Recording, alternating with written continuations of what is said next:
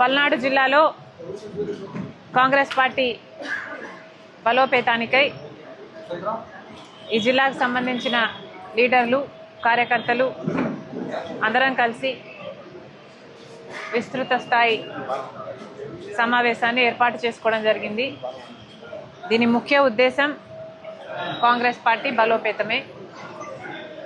ముందు కార్యాచరణ ఎలా ఉండబోవాలి, ఏ ఇష్యూస్ టేకప్ చేయాలి, నాయకుల జిల్లాకు సంబంధించిన కార్యకర్తల అభిప్రాయాలను సూచనలు తీసుకోవడానికి, వాళ్ళకున్న ఇబ్బందులను తెలుసుకోవడానికి ఇక్కడికి కాంగ్రెస్ పార్టీ అధ్యక్షురాలిగా నేనే రావటం జరిగింది. కాంగ్రెస్ పార్టీ బలపడ్డం ఈరోజు రాజకీయంగా చాలా అవసరం. రాజకీయంగా మా పార్టీకి మాత్రమే కాదు, ఆంధ్ర రాష్ట్రానికి కూడా కాంగ్రెస్ పార్టీ బలపడాల్సిన అవసరం ఉంది. ఎందుకంటే ఒక కాంగ్రెస్ పార్టీ అధికారంలోకి వస్తే మాత్రమే ఆంధ్ర రాష్ట్రానికి సంబంధించిన విభజన హామీలలో ఏ ఒక్క హామీ అయినా నెరవేరే అవకాశం ఉంది అంటే అది ఒక కాంగ్రెస్ పార్టీ అధికారంలోకి వస్తే మాత్రమే సాధ్యమవుతుంది.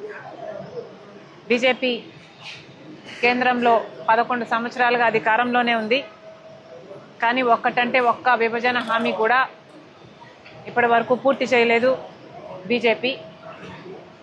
ఇప్పటికి కూడా మన రాజధానికి కావాల్సిన పూర్తి ఫండ్స్ వాళ్ళు ఇచ్చి కట్టాల్సి ఉంది విభజన హామీలో. అయితే ఇప్పటికీ కూడా వాళ్ళు అప్పులే ఇస్తున్నారు.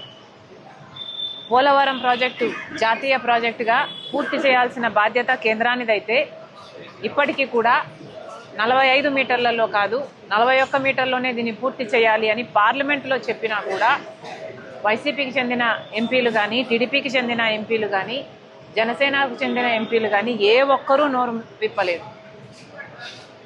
ఇలా రాష్ట్ర ప్రయోజనాలను బీజేపీతో సంబంధాల కోసం అటు వైసీపీ అయినా, టీడీపీ అయినా, జనసేన అయినా ఈ నాయకులందరూ వాళ్ళ స్వార్థ రాజకీయాలు చూసుకుంటున్నారు తప్పితే రాష్ట్ర ప్రయోజనాలను బీజేపీకి తాకట్టు ఎప్పుడో పెట్టేశారు. కాబట్టే ఈరోజు కాంగ్రెస్ ఎదగాల్సిన అవసరం ఉంది.